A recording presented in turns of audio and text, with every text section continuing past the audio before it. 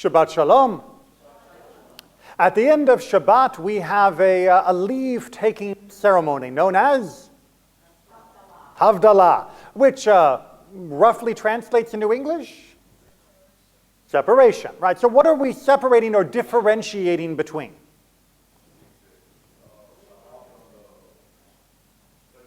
Shabbat from the regular days, or as it's put into the poetic expression of the bracha, of the blessing, Ben Kodesh Lechol. That is a separation between that which is sacred, that which is holy, and that which is not holy, meaning mundane. Not that it's, unholy in some, vampiric way, just regular kind of days. What happens if Shabbat and a festival back up against each other?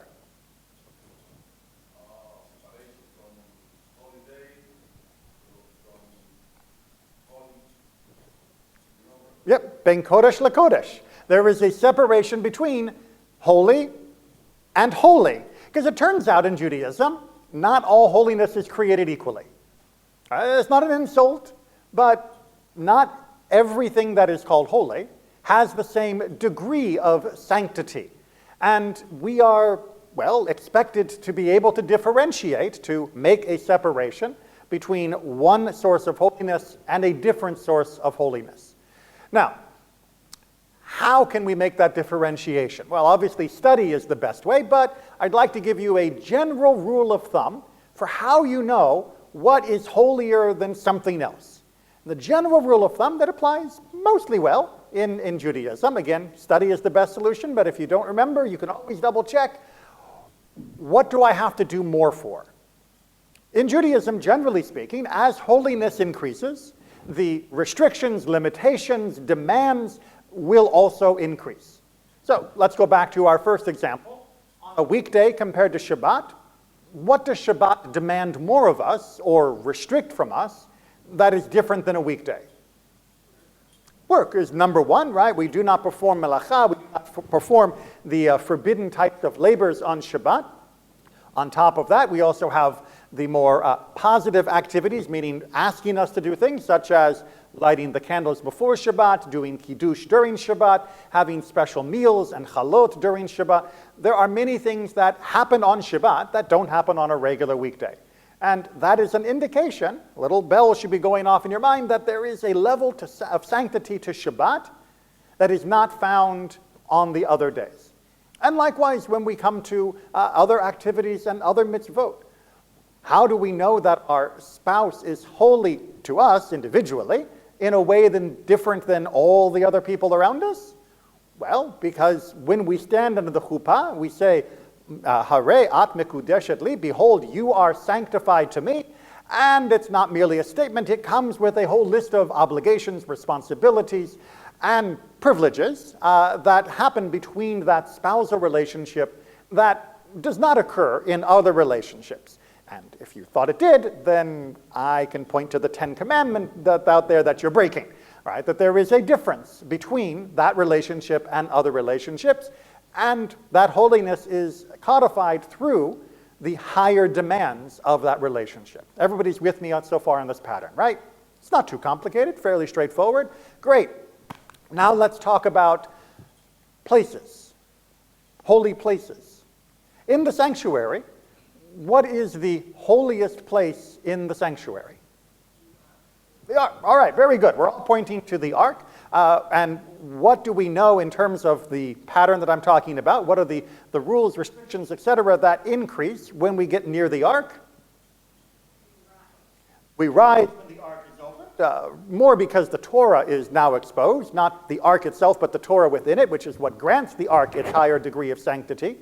But likewise, that means that when we are with the ark open, we are quiet, we are not chatting, we're not checking our phones, we're not distracted, we maintain that level of focus. And moving away from the ark, what would be degree number 2 of sanctity in the room? The bima, right? The place where I'm standing right now because the camera won't let me walk down in the aisle like I used to. I've been trapped up here now for a number of years because of technology. I used to love walking down on that floor, but if I do that, the camera only gets my head, and then it's a floating head doing a sermon. It's very creepy. So the Bima has the next level of sanctity.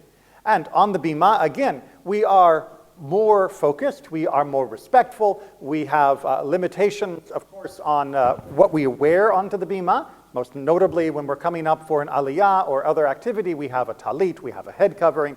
We are more respectful here than we are in the main room of the sanctuary. And then, of course, in the synagogue as a whole, outside into the lobby, we are down into yet another degree of sanctity. Everybody's following the pattern, right? Good, because now we need to move it to something perhaps a little more controversial, or at least something that is less obvious. Eretz Israel, the land of Israel. Can we describe the degrees of sanctity in the land of Israel? Well, the land of Israel itself would be sort of baseline sanctity of the land. Good. Where do we go from there? Straight to the temple. Wait, we can't jump straight to the temple. We got to go to Jerusalem first, right? Jerusalem has a level of sanctity that is higher than the rest of the country of Israel. But once we are in Jerusalem, then where do we go? The old city. Well, the old city is, in the minds of Rabbinic Judaism, the city of Jerusalem. The new city, the suburbs, if you will, are part of the broader metropolis. Now, it would be a very interesting halakhic question if we had sacrifice today, whether or not the rest of the city would still count as Jerusalem for the purposes of eating the sacrifices that need to be eaten among Jerusalem. But we will not be answering that today, because that's a whole other tangent. But it is a good question of whether or not, Jewishly, the municipality of Jerusalem extends beyond the confines of the walls of Jerusalem. But let's just work with the old city. We're back in David Solomonic times. We have the old city walls. That is a higher level of sanctity. Good. And then the degree above that? Temple Mount. Right? We can't jump past go. We got to go to the Temple Mount first. Walking up onto the Temple Mount has an additional degree of sanctity. Now I am required to be in a different degree of ritual purity. And once I am up on the Temple Mount, then the level above that would be... you're all doubting yourself now. Excellent. Right? So there is the outer courtyard of the temple, and then we move into the inner courtyard of the temple.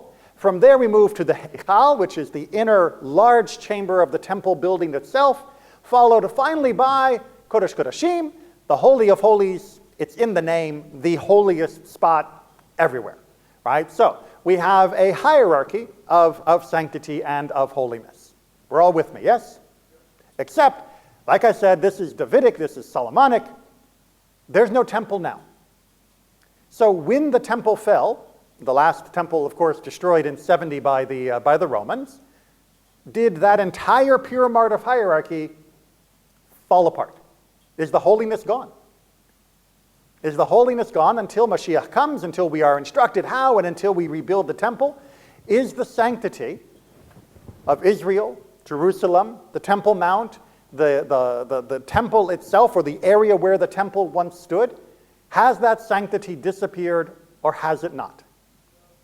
Okay, let's see what we got. I saw a shaking head over here. Let me see what you got.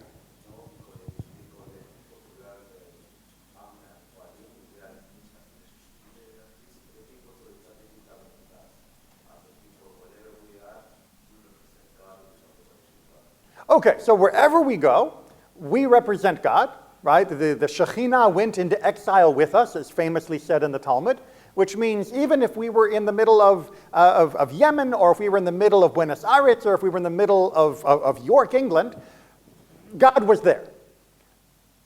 But it's not the same sanctity as the Holy of Holies, right? I mean, when we come into the sanctuary, nobody is requiring that you go through the mikveh first. And what is necessary to be done here is certainly strong, but it's not the same level of strength of what is necessary within the temple precincts as well.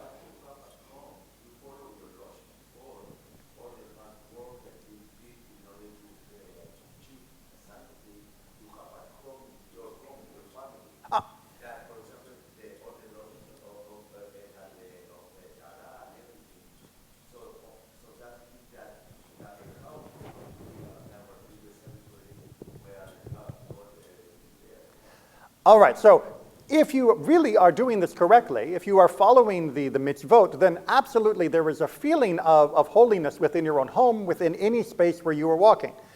Famously, again, the Talmud talks about that the arba amot, the 4 cubits around us, are full of the presence of a Shekhinah at any time, that we carry that with us as we walk the world or just walk to the shop. So absolutely. However, I'm going to push back past the feeling of sanctity to the technicality of sanctity, because if you're saying that my own home has the same level of sanctity as the Beit HaMikdash, the temple, then start the fire, we can get the sacrifices going again. Right? Because if my home has that same sanctity, because of my passion, my devotion, because of my connection to God, and my observance of the various rituals of purity, then why can't I offer sacrifices in my backyard? Apart from being a little small and probably too small for a bull. But, I could do some of the small ones, doves, no problem. There is a technical definition of degrees of sanctity in Judaism that does go against our intuitive feeling of sanctity. We feel holy when we are in a sanctuary like this. We feel holy when we light the candles of Shabbat. But we don't feel as holy as we would were we standing in the courtyards of the temple. Because there are certain things that we're only allowed to do in the courtyards of temple, because only there is there a degree of holiness that gives us permission to do those various activities, the sacrifices being the most famous of them. And like I said, this runs against our modern conception, and indeed Rabbinic Judaism as a whole, which democratized Judaism immensely to make sure that Judaism was felt and practiced by the individuals wherever they were, which is why Judaism has lasted for almost 2,000 years without a temple. But we do still have to admit, when we are, making the chart, that there are some degrees above what we are able to create in our own lives that are not currently accessible to us, and as evidence of that, we do not perform sacrifices and other temple rituals because we do not have a place of holiness in which to do them. Was that a question, or you just... Yes?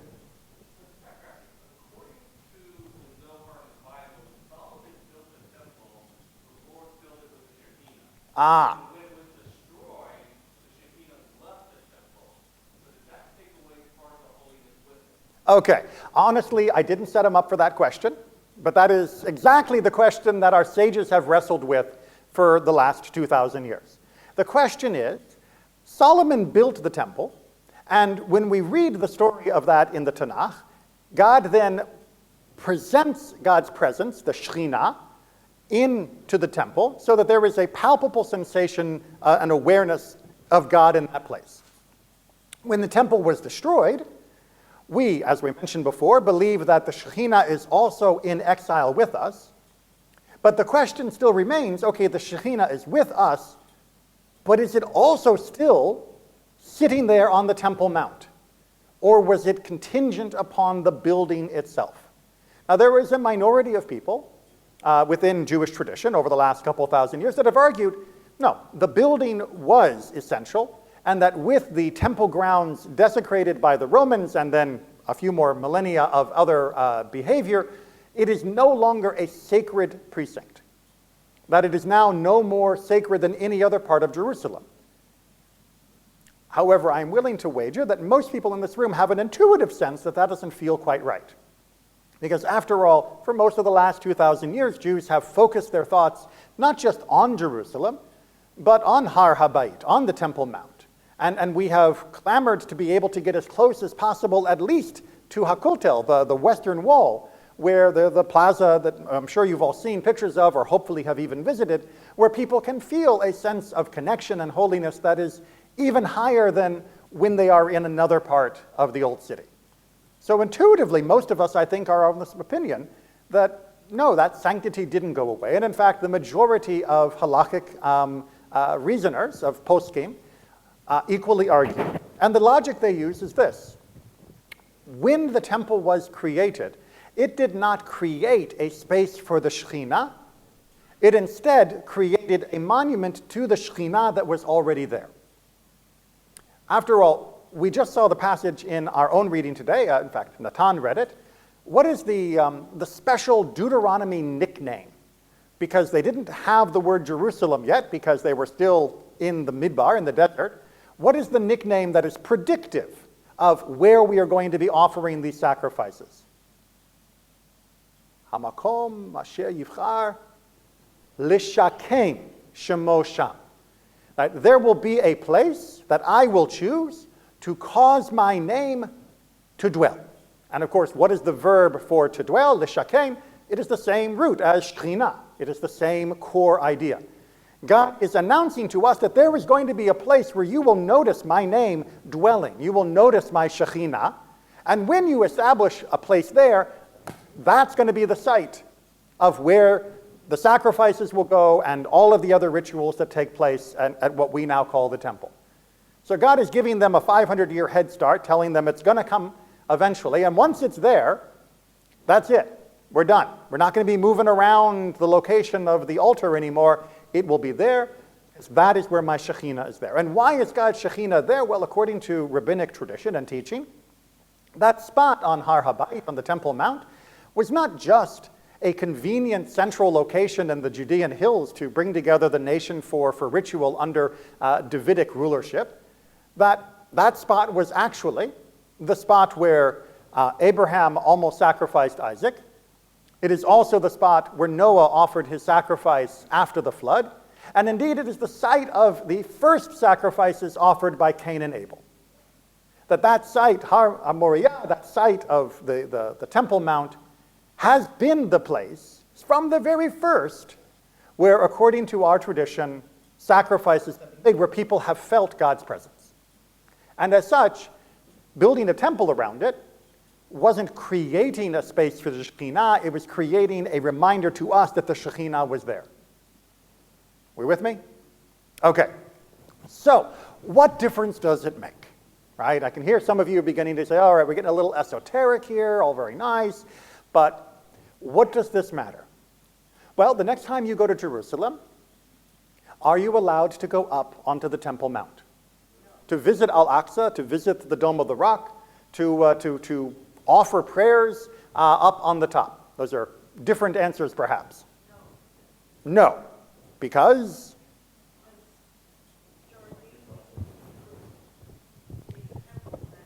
All right, so at the moment, the Waqf is run by the Jordanian government, and that is the organization that is in charge of the top of the Temple Mount, where the Dome of the Rock, that iconic souvenir postcard, Golden Dome part of Jerusalem is, and the Al-Aqsa Mosque are, and other historical sites.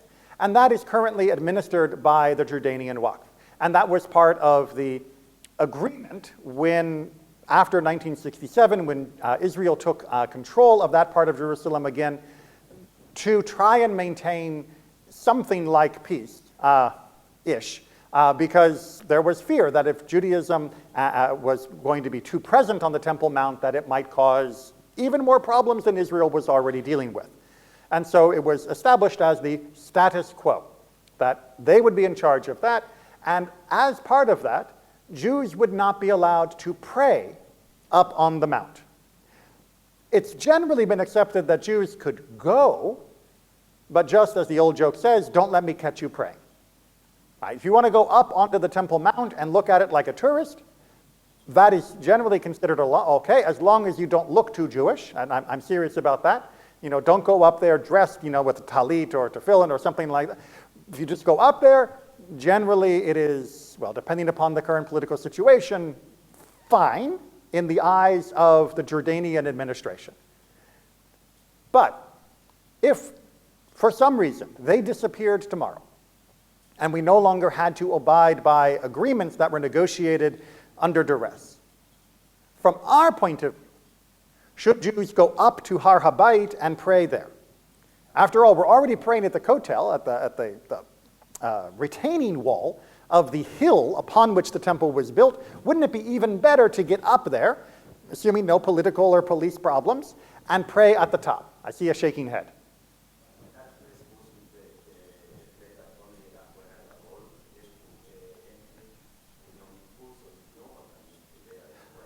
But what about the Holy of Holies, which the Kohen Gadol only went into on Yom Kippur? Even the Kohen Gadol, the high priest, couldn't just go in there when he felt like it. It was only for Yom Kippur. So how can we go up onto the Temple Mount if he could only go once? Well, the answer by those who are advocating for Jewish presence on the Temple Mount is that, well, the Holy of Holies wasn't everywhere. It was one small spot. And that small spot is over there, probably, so we can do things over here. The Temple Mount is a huge area. It's not just the size of the temple. It was a wide courtyard where the temple was only a small part, so we can do things in other places, is the argument.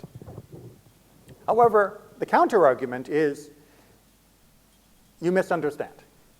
Look, those who believe that we can go up onto the Temple Mount at all, without concern about ritual purity, are essentially taking the line from those of our rabbinic sages over the last 2,000 years who argued that essentially the Temple Mount has been desanctified. That since the destruction, that the Shekhinah is not more noticeably there than anywhere else in Jerusalem. That with the temple in ruins, we have no additional degree of holiness on the Temple Mount.